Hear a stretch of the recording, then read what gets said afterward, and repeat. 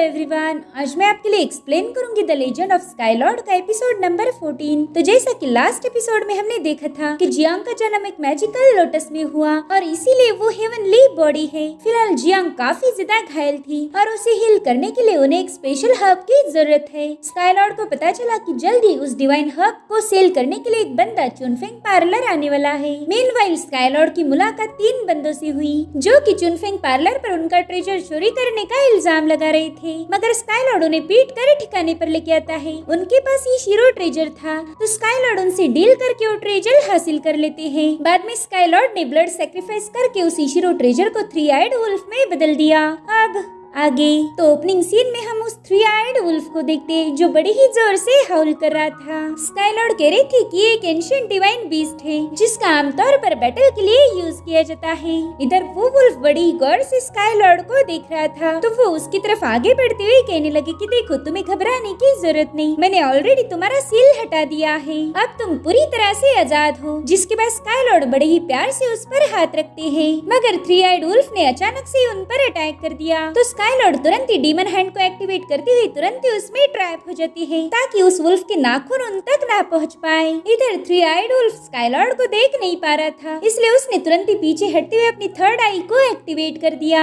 उस वुल्फ के 3rd आई में ऐसी डिवाइन पावर थी जो कि किसी भी इल्यूजन को तोड़कर उसकी रियल फॉर्म को बाहर ला सकती है। और अब 3 आइड वुल्फ सीधा जाकर उस डिवाइन हैंड पर कूद जाता है, मगर उसी वक्त स्काईलॉर्ड ने डिवाइन हैंड को हटा दिया तो उस वुल्फ ने तुरंत ही उन पर जंप लगाते हुए अपने नाखूनों से अटैक कर दिया। अब तक तो स्काईलॉर्ड समझ गए थे कि वो इस 3 आई वुल्फ को ब्लड सैक्रिफाइस करके भी अपने कंट्रोल में नहीं ला सकते। उससे कहते, लिटिल वुल्फ, शायद मुझे तुम्हें अब ट्रेन करना पड़ेगा, तभी जाकर तुम मेरी बात मानोगे। और उसी वक्त 3 आइड वुल्फ अपनी कुछ मेमोरीज को देख पा रहा था जिसमें एक एंशिएंट बैटलफील्ड को देख पा रहा था। उसके साथ साथ स्काईलॉर्ड भी उसकी मेमोरीज को एक्सेस कर सकते थे। वो कहने लगे कि इस वुल्फ ने बहुत ही खतरनाक बैटल में पार्टिसिपेट किया था और शायद यही वजह है कि इसने मुझ पर अटैक कर दिया। अब मुझे इसे यकीन दिलाना होगा कि मैं इसके लिए कोई खतरा नहीं हूँ। इधर उस वुल्फ ने तुरंत ही स्काईलॉर्ड पर एक जंप लगा दी थी, मगर स्काईलॉर्ड समय रहते ही साइड में हट जाते हैं। उन्हें पता था कि अब उन्हें इस वुल्फ के साथ फाइट करनी पड़ेगी, तो उन्होंने तुरंत ही अपने स्टोरेज को ओपन कर लिया जिसमें से उस स्पिरिट बाइंडिंग रोप को सिलेक्ट कर लेते हैं। मगर 3 आइड वुल्फ को इस रोप से कोई डर नहीं था, वो तो सीधा जाकर स्काईलॉर्ड पर अटैक कर देता है। तो स्काईलॉर्ड ने बड़ी ही तेजी से उसके अटैक को डॉज करते हुए स्पिरिट बाइंडिंग रोप से उसे जकड़ने की कोशिश की। हालांकि 3 आइड वुल्फ बिल्कुल भी उस रोप में नहीं फंसता। अब वो दोबारा से स्काईलॉर्ड पर अटैक करने के लिए आगे बढ़ता है, लेकिन इस बार स्काईलॉर्ड ने हवा में जंप लगाते हुए बड़ी ही चालाकी से स्पिरिट बाइंडिंग रोप से उसकी पीठ को जकड़ लिया। वो भी अब सीधा उस 3 आइड वुल्फ की पीठ पर सवार हो गई थे। वो कहते कि जल्दी से मेरी बात मानो वरना मुझे फोर्स का यूज करना होगा। मगर 3 आइड वुल्फ भी बहुत ज्यादा चालाक था, वो गोल गोल घूमते हुए उन्हें नीचे गिराने की कोशिश करता है। उसके ऐसी हरकतें देखकर स्काईलॉर्ड को काफी ज्यादा हंसी आने लगी, मगर वो थे कि उसकी पीठ को छोड़ने के लिए तैयार नहीं। इधर वो वुल्फ स्काईलॉर्ड को लेकर बस दिन भर भागता रहा।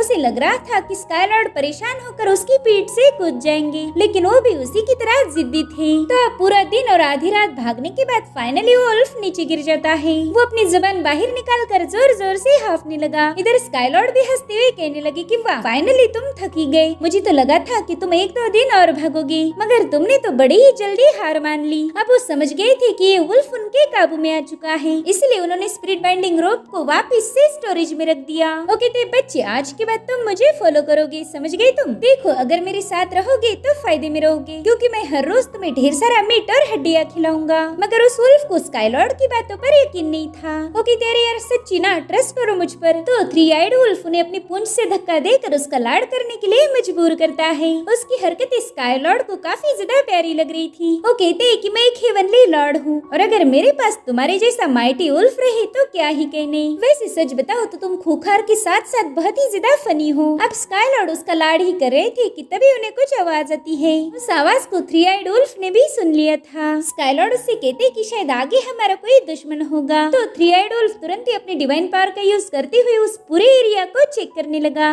उसे वहाँ पर एक ग्रीन रोशनी बड़ी ही तेजी से उनकी तरफ आगे बढ़ती हुई नजर आती है, इसलिए वो जल्दी से स्काईलॉर्ड की तरफ देखने लगा। उसे स्काईलॉर्ड से अटैक करने की परमिशन चाहिए चाहिए थी। तो कहते कि ठीक है, जाकर उस पर हमला कर दो। अभी सुनते ही थ्री आइड वुल्फ बड़ी तेजी से उस बंदे की तरफ भागने लगा और अब उसने एक बहुत बड़ी छलांग लगाते हुए सीधा उस बंदे को हवा में उछाल दिया। उस बंदे ने ऑक्शन हाउस का मास्क पहना हुआ था, साथ ही उसके साथ ढेर सारा ट्रेजर भी है। तो स्काईलॉर्ड को शक होता है कि ये ट्रेजर उन्हीं 3 लोगों का होगा जो कि फेंगचुन पार्लर पर चोरी का इल्जाम लगा रहे थे। अब वो बंदा स्काईलॉर्ड से पूछने लगा कि बताओ तुमने मेरा रास्ता ब्लॉक क्यों किया? अगर तुम्हें अपनी जान प्यारी है तो जल्दी से साइड में हट जाओ। जिस पर स्काईलॉर्ड कहते कि आधी रात को तुम अंडरग्राउंड होकर ट्रैवल कर रहे हो, अब जल्दी बताओ तुम हो कौन? तो बंदा तुरंत ही अपनी मैजिकल पावर्स को एक्टिवेट करते हुए कहने लगा कि तुम्हारी औकात नहीं कि तुम मुझसे सवाल पूछो। जिसके बाद उस जमीन पर हिट करता है। उसकी मैजिकल पावर की वजह से पूरी जमीन में क्रैक्स पड़ने लगे, जिसे देखकर थ्री आइड वुल्फ और स्काईलॉर्ड पीछे हटने लगे और अब वहाँ की जमीन ब्रेक होकर उसमें से एक बहुत बड़ा मिरर बाहर आ जाता है।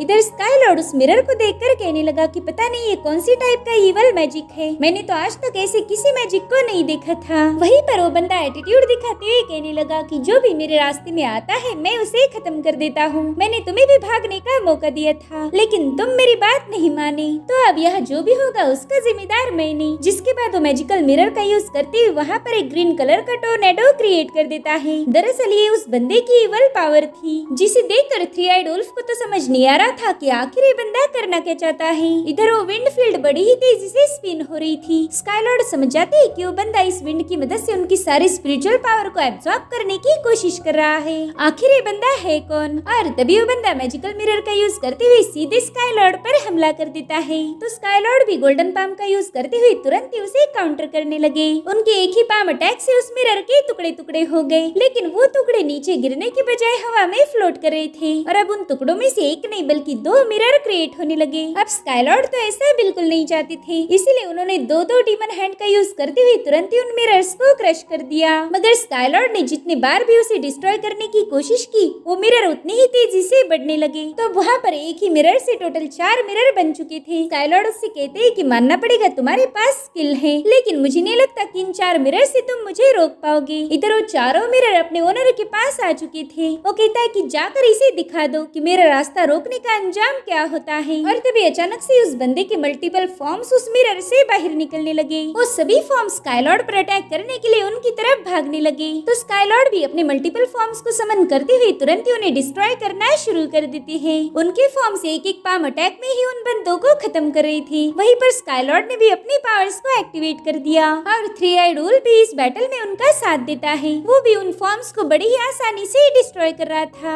साथ ही स्काईलॉर्ड ने डिमोनिक हैंड को भी समन कर लिया, जो कि बड़ी ही तेजी से उन सभी फॉर्म्स को क्रश करना शुरू कर देते हैं। मगर वो फॉर्म्स खत्म होने का नाम नहीं ले रहे थे, क्योंकि वहाँ मौजूद मिरर्स इवल पावर का यूज करते हुए लगातार उन फॉर्म्स को क्रिएट करते हैं, जिससे खत्म होने के बावजूद भी वो फॉर्म लगातार बनते जा रहे थे। स्काईलॉर्ड कहते हैं कि ये बंदा अपनी इल्यूजन का यूज करके बस हमें थका रहा है ताकि हमारी सारी स्पिरिचुअल पावर यूज हो जाए। इधर थ्री आइड वुल्फ ने भी अपनी सारी पावर्स का यूज करते हुए हजारों फॉर्म्स को डिस्ट्रॉय कर दिया, मगर इस जंग का कोई अंत था ही नहीं। स्काईलॉर्ड समझ गए थे कि उन्हें बस इस बंदे की रियल बॉडी को ढूंढकर उस पर अटैक करना होगा। तो वो अपने मल्टीपल डिमोनिक हैंड्स को काम पर लगा के सीधा उस बंदे की रियल बॉडी के पीछे चले जाते हैं। अब स्काईलॉर्ड को अपनी तरफ आता हुआ देखकर वो बंदा तुरंत ही मिरर के पीछे छुप गया था, जिससे स्काईलॉर्ड के हाथों एक और मिरर ब्रेक हो जाता है। वो कहते हैं कि अगर ऐसे ही चलता रहा तो इस नमूने के हाथों में हार जाऊंगा, मुझे कुछ भी करके उसकी रियल बॉडी को दबोचना ही होगा। वहीं दूसरी तरफ हमें चुनफेंग पार्लर के ऑक्शन हाउस का सीन दिखाया जाता है, जहाँ पर यंग मास्टर और उड़ाव पहुंच चुके थे। उड़ाव कहते हैं मास्टर आखिर इनका आउटफिट इतना हेवी क्यों है?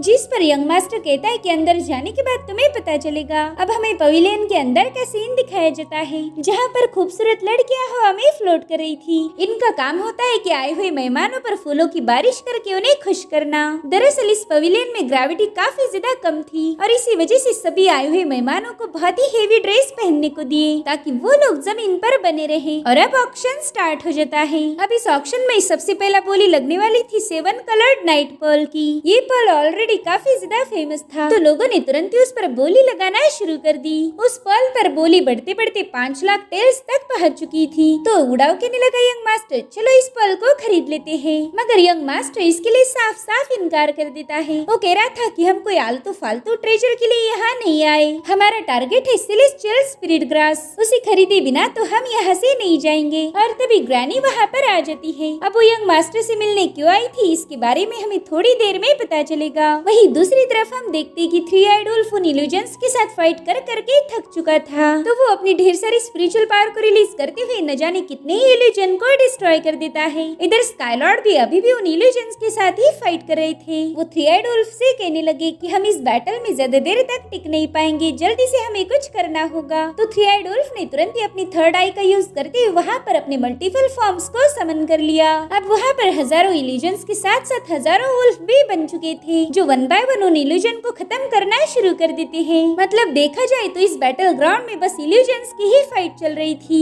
वहीं पर उस मास्क वाले बंदे ने ढेर सारे मिरर्स भी बना लिए थे। वो कहता है कि जल्दी से जाकर इन दोनों को हरा दो। तो अब वहाँ पर हजारों की तादाद में इल्यूजन्स बढ़ने लगे, जो देखकर तो थ्री आई वुल्फ को टेंशन आ जाता है। इधर स्काईलॉर्ड भी गुस्से में लाल होने लगे। वो कहते हैं कि बस इस बंदे की रियल बॉडी मेरे हाथ लग जाए, फिर तो मैं उसे एक ही पंच में खत्म कर दूंगा। जिसके बाद वो थ्री आइड वुल्फ से कहते हैं कि जल्दी से अपनी सेलेस्टियल आई को ओपन करो, देखो इन इल्यूजन के बीच में वो बंदा कहाँ छुपा है। तो थ्री आइड वुल्फ ने तुरंत ही अपनी सेलेस्टियल आई को ओपन किया। अब उसकी सेलेस्टियल आई बड़ी ही तेजी से उस बैटल ग्राउंड का मुआयना कर रही थी और फाइनली उसे वो बंदा मिल जाता है। स्काईलॉर्ड भी समझ गए थे कि वो बंदा मिरर्स के पीछे छुपा हुआ है, तो थ्री आइड वुल्फ के सभी इल्यूजन उस मिरर की तरफ भागने लगे। इधर वो बंदा कहने लगा कि तुम मेरे स्टोन मिरर के फॉर्मेशन को क्रॉस नहीं कर सकते, जिसके बाद वो भी थ्री आइड वुल्फ पर अटैक करना शुरू कर देता है। उसने अपनी मैजिकल पावर का यूज करते हुए वुल्फ पर एक बहुत बड़ा अटैक कर दिया था और अब वो हवा में फ्लोट करते हुए थ्री आइड वुल्फ पर फाइनल अटैक करने की प्रिपरेशन कर रहा था। लेकिन उसी वक्त स्काईलॉर्ड वहाँ पर आ जाती है। उन्होंने अपनी डिवाइन पावर का यूज करते हुए उस बंदे पर एक ही जोरदार अटैक कर दिया, जिससे वो बुरी तरह से घायल होकर नीचे पटक जाता है। अब थोड़ी देर में उस बंदे की वहीं पर मौत हो चुकी थी और उसके मरते ही उसकी सारी इल्यूजन भी अपने आप डिस्ट्रॉय होने लगे। अब थोड़ी देर में वो जगह पूरी तरह से शांत हो गई। थ्री आइड वुल्फ के फॉर्म भी अपने आप गायब हो रहे थे। स्काईलॉर्ड कहते, लिटिल वुल्फ तुमने इस बैटल में बहुत अच्छा परफॉर्म किया है, मैं तो तुमसे बहुत ही ज्यादा इम्प्रेस हो चुका हूँ। लेकिन थ्री आइड वुल्फ अचानक से ही नीचे गिर जाता है और तभी उसकी बॉडी में एक ब्लास्ट हो गया, जिससे उस पूरी जगह पर धुआं फैल चुका था। अब वहाँ का धुआं छटने के बाद स्काईलॉर्ड देखते कि उनका पावरफुल थ्री आइड वुल्फ एक क्यूट सी पपी में बदल चुका है। वो तुरंत ही उसे उठाकर कहने लगे कि अरे तुम तो बहुत ही छोटे हो गए हो, आज के बाद मैं तुम्हें अरगाव नाम से बुलाऊंगा। मगर ये नाम उस पपी को बिल्कुल भी पसंद नहीं आता। तो स्काईलॉर्ड उससे पूछते कि ठीक है, फिर ये बताओ कि शाही नाम तुम्हें कैसा लगा। शाही नाम तो उस पपी को काफी ज्यादा पसंद आ गया था। तो स्काईलॉर्ड कहते ठीक है, फिर आज के बाद यही तुम्हारा नाम होगा। जिसके बाद वो कहने लगे कि तुम हजारों साल बाद अवेकन हुए और उसके तुरंत बाद ही तुम्हें इस बैटल में शामिल होना पड़ा। मेरे ख्याल से तुम्हारी स्पिरिचुअल पावर पूरी तरह से डिप्लेट हो चुकी है और इसी वजह से तुम एक छोटे पपी में बदल गई। अभी दोनों बात ही कर रहे थे कि तभी वहाँ पर वो तीनों बंदे पहुँच जाते हैं। विलेन का भागने का स्टाइल थोड़ा सा यूनिक था। वो गोल गोल घूमते हुए सीधे स्काईलॉर्ड के सामने आकर पटक जाते हैं। वो कह रही थी कि स्काईलॉर्ड क्या आपने उस चोर को पकड़ लिया जिसने हमारा खजाना चुराया था। जिस पर स्काईलॉर्ड बताते हैं कि शायद तुम्हारा सारा खजाना इस बॉक्स में पड़ा है, जाओ जाकर चेक करो। तो लोग तुरंत ही जाकर उस बॉक्स की पपियां लेने लगे। तभी उनका एक साथी कहने लगा कि हमने इस बॉक्स को ओपन करके चेक कर लेना चाहिए, पता चले उस चोर ने हमारा आधा खजाना बेच दिया। तो जल्दी से उस बॉक्स को ओपन करते हैं। उनका सारा ट्रेजर उसमें मौजूद था, जो देखकर वो काफी ज्यादा खुश हो गए। वो कहने लगे कि हमारा सारा ट्रेजर इसमें तो मौजूद है, बस एक चीज छोड़कर, इसमें हमारी सेलेस्टियल स्पिरिचुअल ग्रास नहीं है। अब स्पिरिचुअल ग्रास का नाम सुनते ही स्काईलॉर्ड थोड़ा सा अलर्ट हो गए, क्योंकि जियांग मेंग को हील करने के लिए उन्हें इसी ग्रास की तलाश थी। वहीं दूसरी तरफ ऑक्शन हाउस की सारे ट्रेजर्स की बोली लग गई थी। बस अब एक आखिरी आइटम बाकी है, जिसका नाम था सेलेस्टियल स्पिरिचुअल ग्रास। इस आइटम को देखते ही सभी लोगों की आंखें चमक उठी। यंग मास्टर कहने लगा कि उड़ाओ, देखो वो ट्रेजर फाइनली सेलिंग पर आ गया है, हमें कुछ भी करके इस ग्रास को हासिल करना होगा। और तभी माफिंग सबको इस ग्रास की इम्पोर्टेंस बताने लगी कि कैसे इसका यूज करके मरे हुए बंदे को भी दोबारा से जिंदा किया जा सकता है। अब वहाँ मौजूद सभी लोग इस ट्रेजर को खरीदने के लिए तैयार हो गए। तो माफिंग ने तुरंत इसकी बोली 8 मिलियन सिल्वर टेल से शुरू कर दी, जो कि बहुत ही बड़ी कीमत है। तो वहाँ मौजूद आधे लोग इसकी ओरिजिनल प्राइस सुनकर ही उसे खरीदने का प्लान दिमाग से निकाल देते हैं। मगर तभी यंग मास्टर ने 10 मिलियन सिल्वर टेल्स की बोली लगा दी। इधर उड़ा उसकी तारीफ करते हुए कहने लगा कि ये हुई ना बात, मेरे यंग मास्टर बहुत ही ज्यादा स्मार्ट है। मगर तभी एक बंदी ने 1 मिलियन गोल्ड टेल्स की बोली लगा दी, जो कि एक बहुत बड़ी कीमत है। तो यंग मास्टर भी अपनी बोली बढ़ाते हुए 2 मिलियन गोल्ड टेल्स कर देता है, जो सुनकर सभी लोग शॉक हो गए। तो अब यंग मास्टर के अपोनेंट 2.5 मिलियन की बोली लगा देती है, जिस पर यंग मास्टर ने 3 की बोली लगाई और और इस तरह से इन दोनों में बिडिंग कंपटीशन शुरू हो गया। 1 बाय 1 वो लोग ग्रास की कीमत बढ़ाती जा रहे थे। तो यंग मास्टर 7 मिलियन की बोली लगाता है। तभी उड़ा उससे कहने लगा कि मास्टर आप ये क्या कर रहे हो, हमारे पास तो उतना पैसा भी नहीं जितनी आप बोली लगा रहे हो। तो माफिंग तुरंत ही अनाउंस करते हैं कि वो ये सेलेस्टियल ग्रास उस लड़की को 7 मिलियन में बेच देंगे। ये सुनकर यंग मास्टर रोने लगा। वो कहने लगा कि स्काईलॉर्ड ने मुझे ये ग्रास खरीदने का काम दिया था और देखो मैं इसमें भी फेल हो गया। पता नहीं अब हम स्काईलॉर्ड को क्या जवाब देंगे। तभी इंसेक्ट ग्रैनी वहाँ आकर उसे कुछ गोल्ड टेल्स देने लगी। वो कह रही थी कि जल्दी से अपनी बोली बढ़ा दीजिए, मेरे पास जितना भी गोल्ड था वो सब मैंने आपको दे दिया है। तो यंग मास्टर तुरंत ही इंसेक्ट ग्रैनी को थैंक यू बोलकर अपनी बोली बढ़ा देता है। मगर वो लड़की भी कुछ कम नहीं थी, उसने सीधे 8 मिलियन की बोली लगा दी। ये सुनकर बेचारे यंग मास्टर ने दोबारा से रोना शुरू कर दिया, क्योंकि उसके पास ग्रैनी के मिलाकर भी उतने मिलियंस नहीं बन रहे थे। तो अब माफिंग उस सेलेस्टियल ग्रास को उस बंदी को बेचने वाले थे कि तभी स्काईलॉर्ड वहाँ आकर सीधे 10 मिलियन गोल्ड टेल्स की बोली लगा देते हैं। और इसी के साथ एपिसोड यहीं पर एंड हो जाता है। Thank you so much for watching. Bye bye, take care.